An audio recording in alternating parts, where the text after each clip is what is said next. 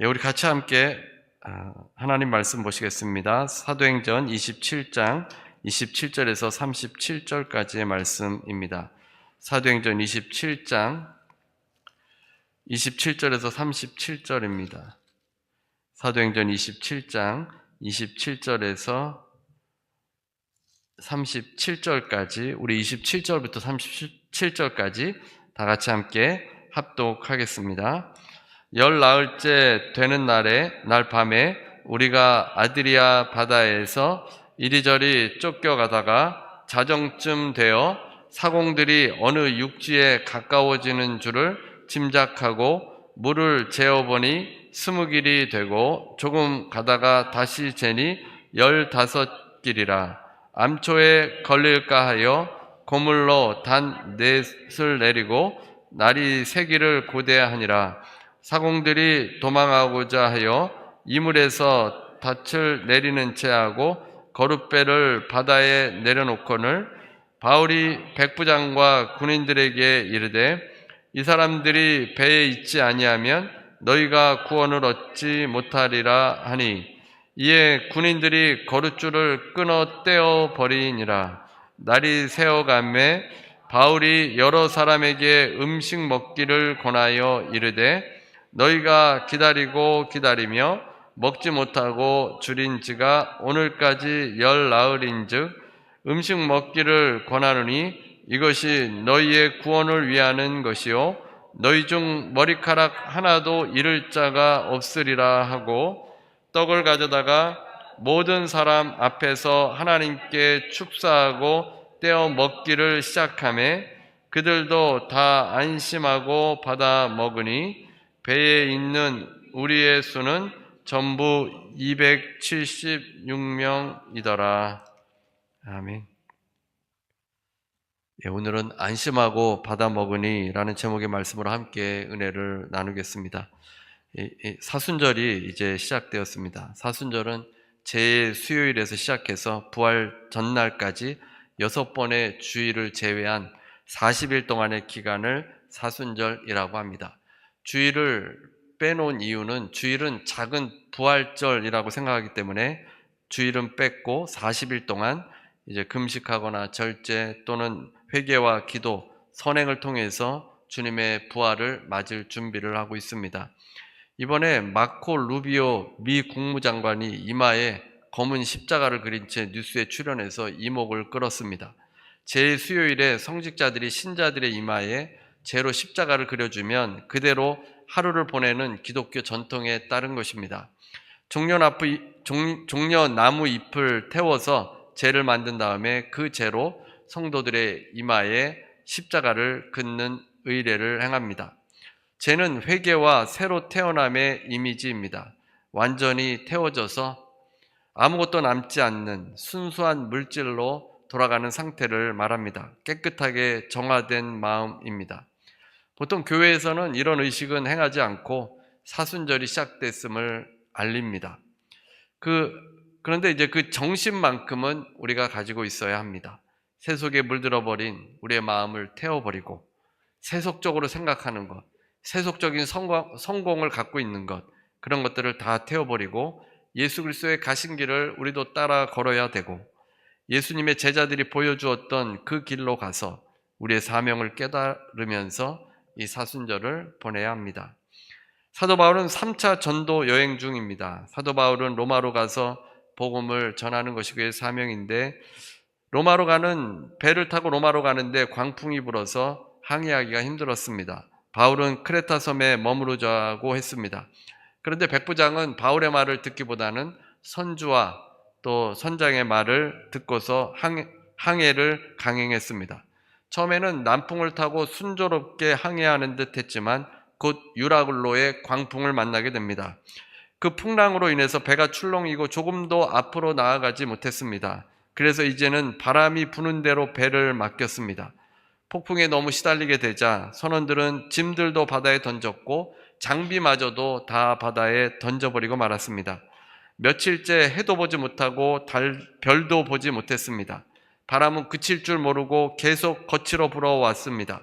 그래서 사람들은 희망을 포기했습니다. 그때 바울이 일어났습니다. 바울은 용기를 내라고 했습니다. 배만 잃을 뿐 한 사람도 목숨을 잃지 않을 것이라고 했습니다. 지난밤에 천사가 와서 두려워하지 마라. 너는 황제 앞에 서야 한다. 너와 함께 항해하는 모든 사람들의 목숨을 너에게 맡겨주겠다고 했습니다. 그래서 이것을 전했고 배가 중간에 파손하지 않고 반드시 어떤 섬에 밀려가 닿게 될 것이라고 했습니다. 배에 탄 사람들에게는 좋은 소식이었습니다. 바울의 말을 믿는 사람도 있고 믿지 않는 사람들도 있습니다.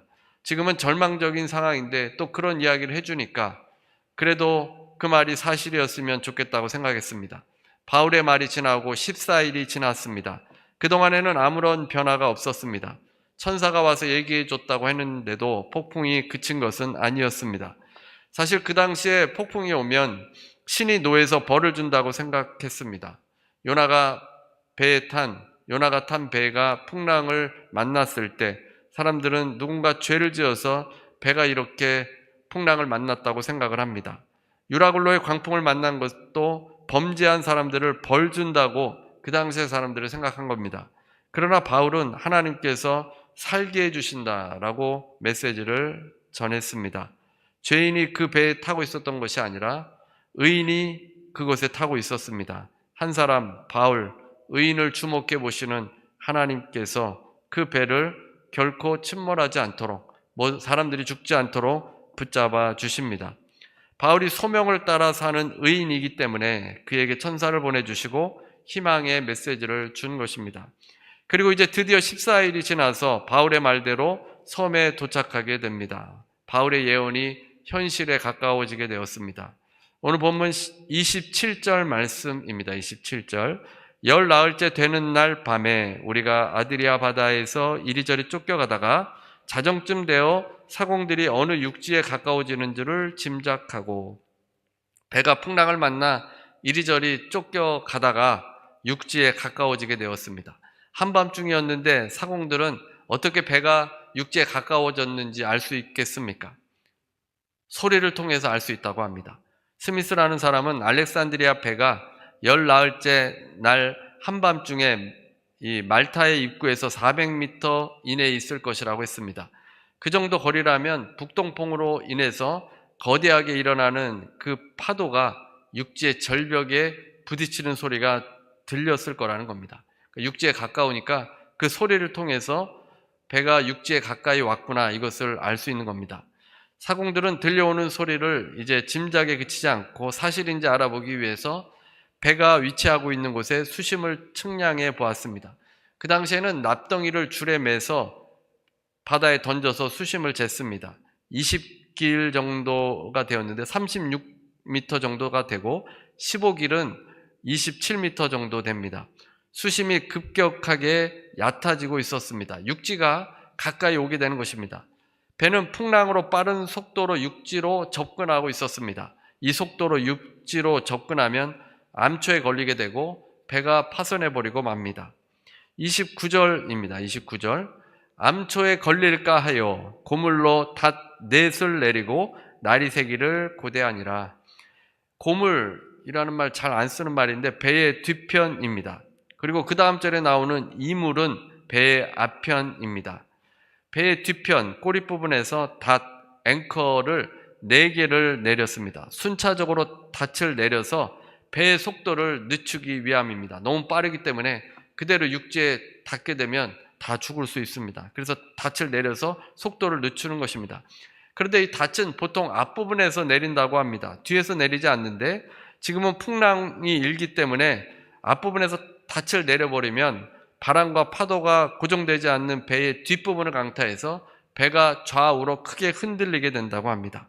그래서 배의 뒷부분에서 닻을 내려서 무게중심을 고정시키고 배 위에서 불어오는 바람에도 배가 흔들리지 않도록 했습니다. 그리고는 날이 새기를 기다렸습니다. 여기서 고대하니라 라는 뜻의 단어는 단순히 기다렸다는 뜻이 아니라 기도하다 라는 뜻입니다. 신에게 기도하다. 그러니까 주로 그 배에 탄 사람들이 자신들이 믿고 있는 신이 있는데 그 신에게 기도하면서 자신들이 살아나기를 원했던 겁니다. 그런데 이제 육지에 가까워지게 되자 몇몇 사공들이 도망하고자 해서 이물, 곧 배의 앞편에서 이 닻을 내리는 채하고 거룻배, 즉 라이프 보트인데 거룻배를 바다에 내려놓았습니다. 30절입니다. 30절. 사공들이 도망하고자 하여 이물에서 닻을 내리는 채하고 거룻배를 바다에 내려놓거늘, 사공들이 자신들만 도망가려고 이 작은 배를 내려서 육지로 가려고 했던 겁니다. 분명히 바울은 배에 탄 사람들이 다 산다고 했는데 이들은 육지가 멀지 않다면 빨리 작은 배를 타고 이제 도망해서 목숨을 건지려고 했던 것입니다. 이러한 모습을 바울이 보게 되었습니다. 사공들이 배에서 다 빠져나가 버린다면 배를 운영하는데 큰 차질을 빚게 됩니다.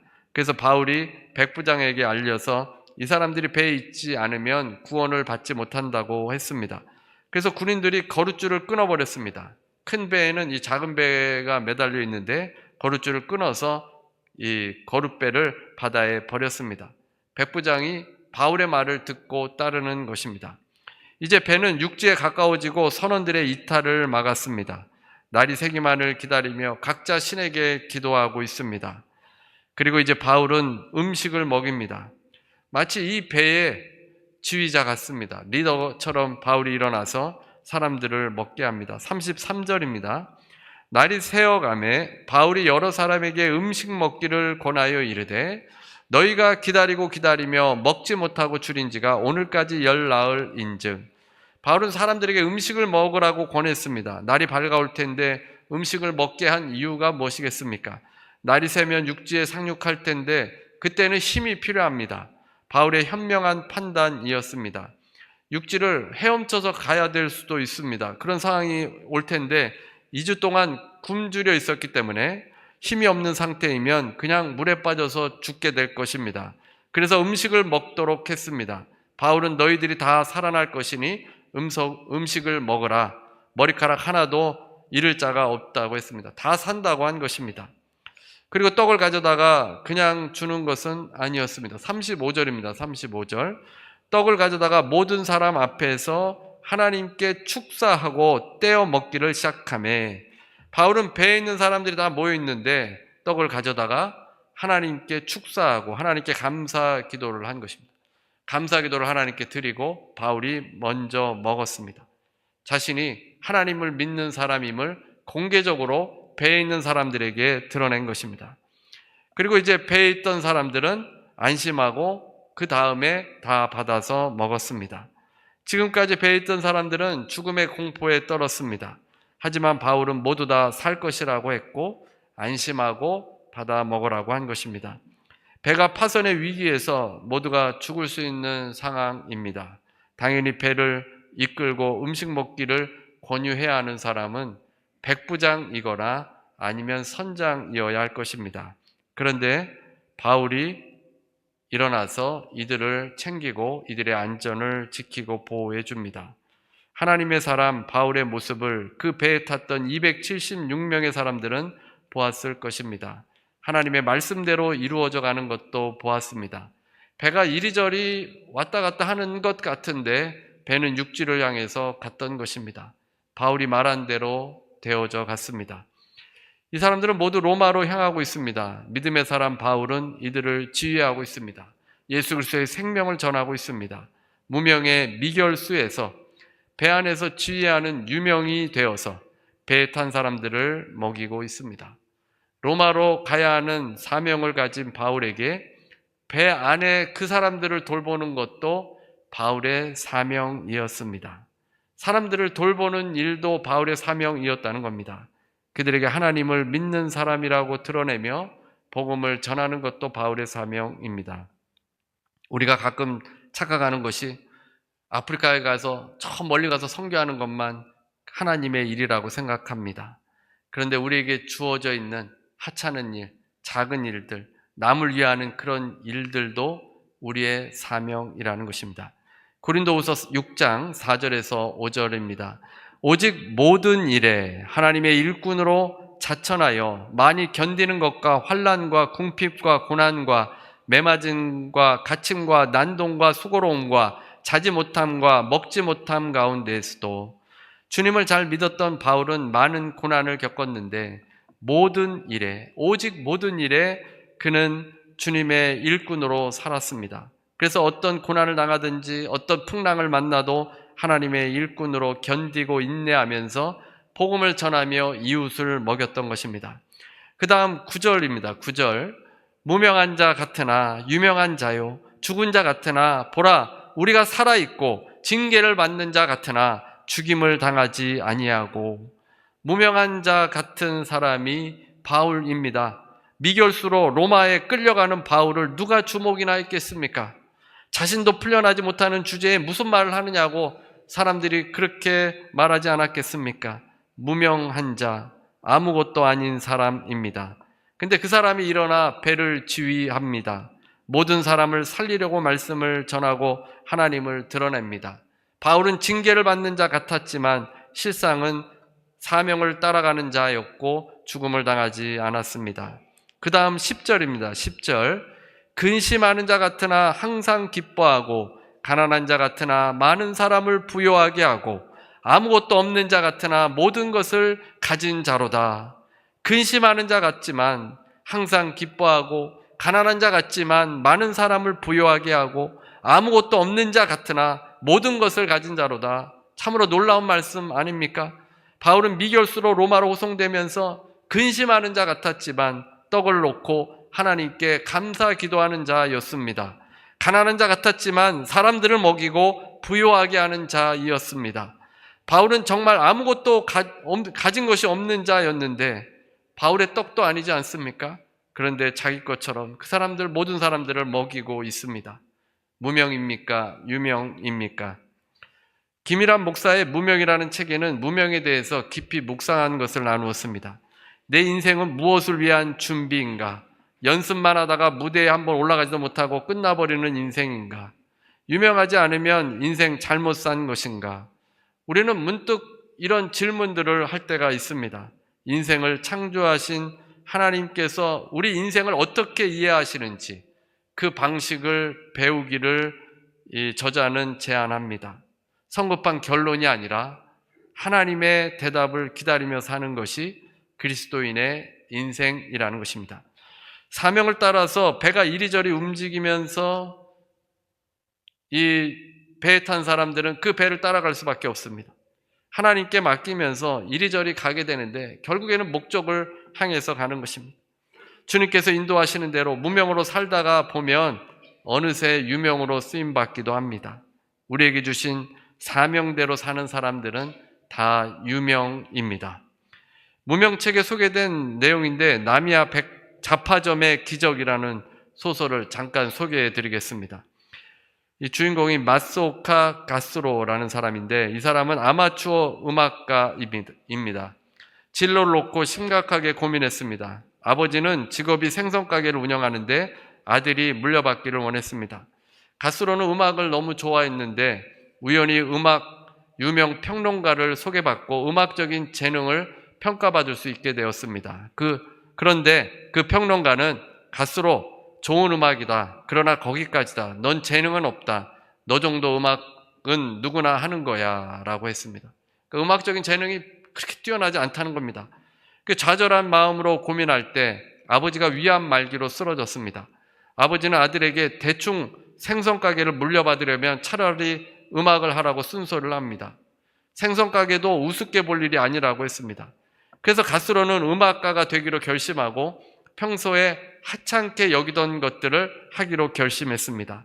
작은 자선단체, 복지시설, 노인시설, 아동시설 같은 곳에서 음악을 공연을 했습니다.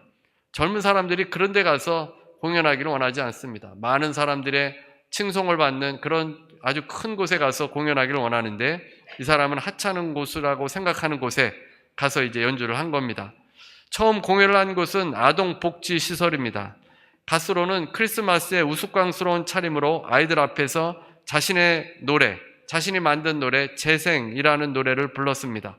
스스로 작사 작곡한 곡입니다. 아이들은 노래에는 관심이 없었습니다. 그 청년의 모습이 신기해서 그 청년을 바라볼 뿐입니다. 유독 한 소녀가 노래를 집중해서 들었습니다. 공연이 끝나고 찾아와서 다시 노래를 들려달라고 했습니다. 그 소녀의 이름은 세리입니다. 세리는 가정폭력에 시달리다가 동생과 함께 이곳에 왔습니다. 그런데 어느 날 아동복지시설에서 불이 났습니다. 가스로는 세리와 마주쳤는데 세리가 자신의 동생이 건물 옥상에 있다고 했습니다. 그래서 세리와 같이 올라가서 세리와 세리의 동생을 품에 안고 다시 내려오다가 건물의 골조가 가스로를 향해 쓰러집니다. 그 순간 아이들을 내버리면 살 수 있었습니다. 그러나 가스로가 자신이 맞고 그 자리에서 죽고 맙니다. 우리가 이 정도 이야기를 들으면 아이고 음악가가 되려고 했는데 꽃도 피워보지 못하고 참 안타깝다 이런 생각을 합니다. 그런데 소설은 여기서 끝나지 않습니다. 마지막에 이렇게 써 있습니다.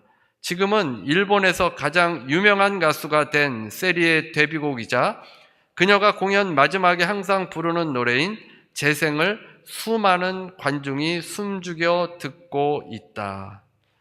가스로의 죽음으로 살게 된 이 세리가 나중에 일본에서 유명한 가수가 되었습니다.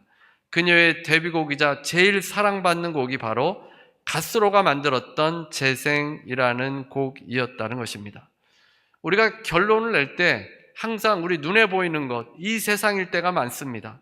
눈에 보이는 결론이 좋아 보입니다. 당장 유명해지기를 바라고 당장 뭔가가 되기를 바랍니다. 이 세상에서 보상받으면 좋겠지만 그렇지 않을 때도 있습니다. 무명으로 이 땅에 소명대로 살다가 우리의 꿈을 이루지 못하고 천국에 갈 수도 있습니다. 결코 그 사람은 하나님께서 보실 때는 무명이 아니라 유명입니다. 이런 기도를 가끔 하지 않습니까? 하나님, 저 돈이 많이 필요합니다. 저에게 물질의 복을 허락하시면 그 모든 것을 하나님 나라를 위해서 쓰겠습니다. 또 하나님, 지금 저를 축복해 주셔서 유명해지면 하나님을 위해서 살겠습니다. 또는 이런 기도도 합니다. 하나님, 이번에 로또 1등 되면 제가 10분의 9를 하나님께 드리겠습니다. 이 10분의 1만 해도 어마어마한 금액이니까 10분의 9를 드린다고 하나님과 협상합니다. 흔히 듣게 되는 말인데 하나님께서 필요하신 것은 여러분의 유명이 아닙니다. 유명을 통해서 영향력을 펼치는 것이 하나님께서 필요한 것도 아닙니다. 무명의 그리스도인들이 안디옥 교회를 세웠지 않았습니까? 500년 동안 전 세계 복음을 이룬 안디옥 교회는 무명인들에 의해서 세워진 교회입니다. 사도가 아니라 무명인들입니다.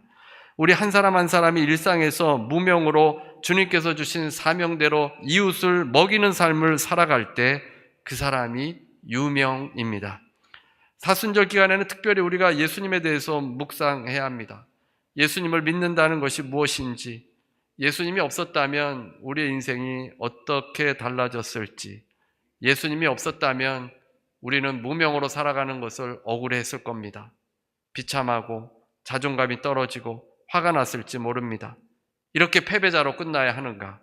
그러나 주님을 모셔드리면 우리의 삶은 완전히 달라집니다. 주님께 붙들린 유명이 됩니다. 주님의 일꾼이 됩니다. 언제 어디서나 불평하지 말고 내가 할 수 있는 일들을 찾아서 인자한 마음으로 행하는 것이 우리가 해야 될 일입니다. 이 세상에서 다 완성되지 않아도 하나님께서는 우리의 일들을 통해서, 그것들을 통해서 하나님의 나라를 확장시키시는 분이십니다. 히브리서 11장 13절 세번역입니다. 이 사람들은 모두 믿음을 따라 살다가 죽었습니다. 그들은 약속하신 것을 받지는 못했지만 그것을 멀리서 바라보고 반겼으며 땅에서는 길손과 나그네 신세임을 고백하였습니다.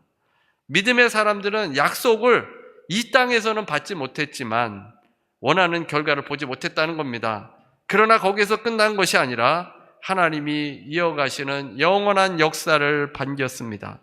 내가 원하는 대로 흘러가지 않아도, 바람이 부는 대로 이리저리 가는 것 같아도 하나님께서는 우리의 행한 것을 가지고 최상의 결과를 이루어 주시는 분이십니다.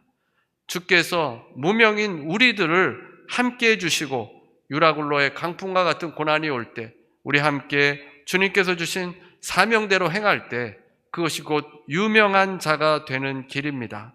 하나님의 사람으로 무명의 삶은 소명을 가진 유명으로 바뀌어지게 됩니다. 이웃을 먹이는 주의 일꾼들 되셔서 유명으로 사시는 여러분 모두가 되시기를 주님의 이름으로 축원합니다. 우리 찬송가 270장 찬송 부르시고 기도하는 시간 갖도록 하겠습니다. 찬송가 270장 변찮은 주님의 사랑과 함께 우리 찬송하고 기도하도록 하겠습니다. 무명한 자 같으나 유명한 자요, 죽은 자 같으나 보라 우리가 살아있고, 근심하는 자 같으나 항상 기뻐하고, 가난한 자 같으나 많은 사람을 부유하게 하고, 아무것도 없는 자 같으나 모든 것을 가진 자로다. 은혜로우신 하나님, 우리가 부족하고 연약하지만 주님께서 주의 일꾼들 유명으로 만드시고 우리를 통해서 하나님의 나라가 확장되어지는 줄로 믿습니다. 하나님, 일상에서 주어진 일들 성실히 감당하게 하시고 기쁨으로 감당하게 해 주셔서 아버지, 우리가 무명이지만 유명한 자로 주님께 인정받는 삶 될 수 있도록 인도하여 주옵소서. 아버지, 우리 지체들 위해서 기도합니다. 아버지, 병으로 고통당하는 지체들도 있고 아버지, 여러 가지 많은 고민과 문제로 근심하는 자도 있습니다.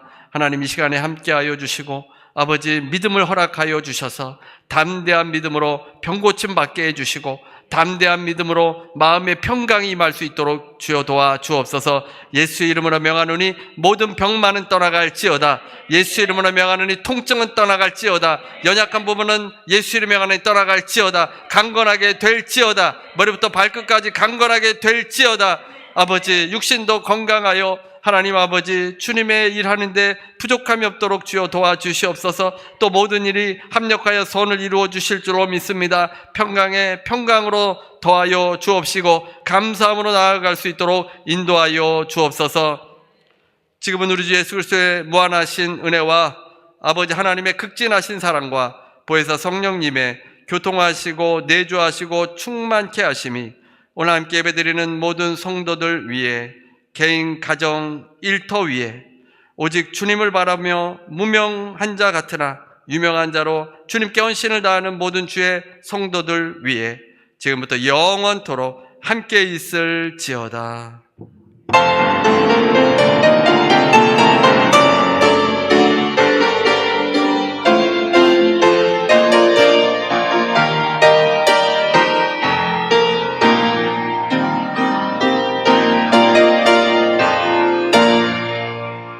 하나님께 감사의 박수 드리시겠습니다.